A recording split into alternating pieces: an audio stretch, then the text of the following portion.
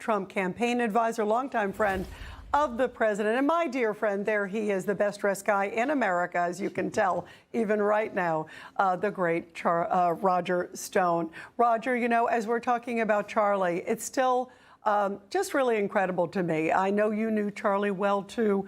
And as we look at what happened, and then we see the vitriol and what's happening online and some in the media, what is your reaction to just some of the incredible statements we've heard from people who never even met Charlie Kirk, and yet they seem to weigh in very, very vicious ways?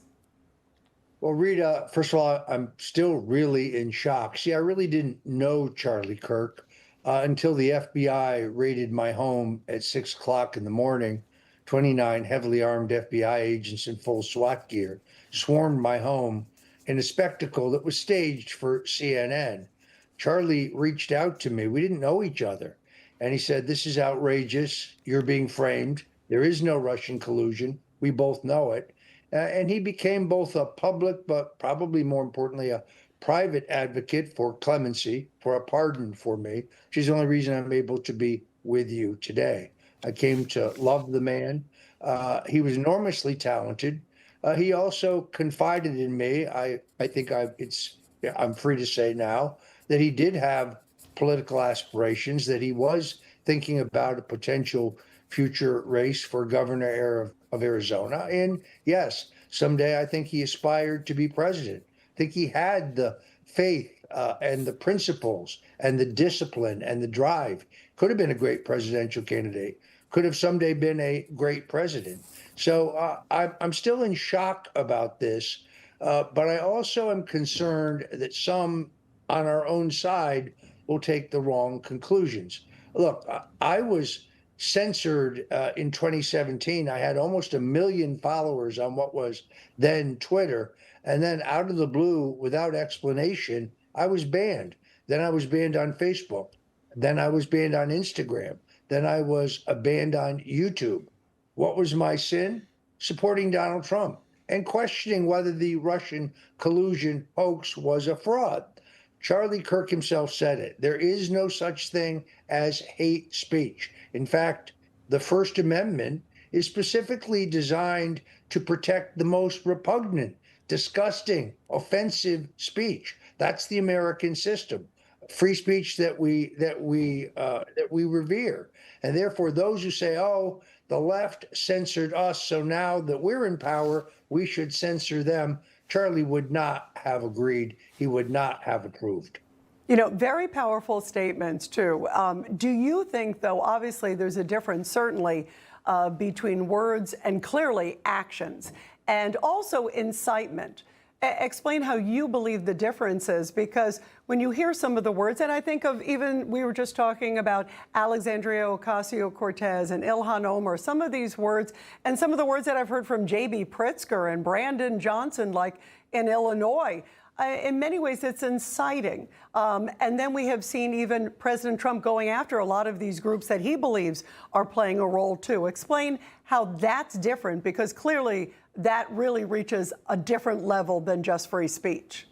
Absolutely, Rita, you're exactly right. As they say, the right to free speech does not give you the right to yell fire in a crowded theater. And I think where the president's doing the right thing is going after and rooting out those terrorist networks who, while they use speech to incite people to mayhem, to violence, and to death. That's a very, very different thing. I think the president is exactly right about that. If you want to say Charlie Kirk was a horrible person, I disagree with you. I find that disgusting, but you're entitled to say that. If you want to say all of Charlie Kirk's supporters and those who loved him should be killed, you crossed a line. That's incitement. So I do think that there is a but by and large, when people call us names, that is what has created this atmosphere. How long can you call people white supremacists, bigots, Nazis, fascists? Because the obvious conclusion is, okay, then it's okay to harm those people or kill those people. So I'm not saying that speech should not be monitored and that there are those who cross a line, but wholesale censorship is not acceptable, and that's not what we should achieve. The president, the vice president, particularly, and Stephen Miller, very effective on this week, going after Antifa, which is a terrorist organization. I also would leave you with this. In the wake of Charlie's brutal assassination, you didn't see Trump supporters and those who love Charlie Kirk burning down cities, destroying public and private property, hurting people, killing people, as you saw in the Antifa BLM riots in 2020. What you saw were prayer vigils, not just in this country, but around the world. Could there be any more stark difference between left and right than that?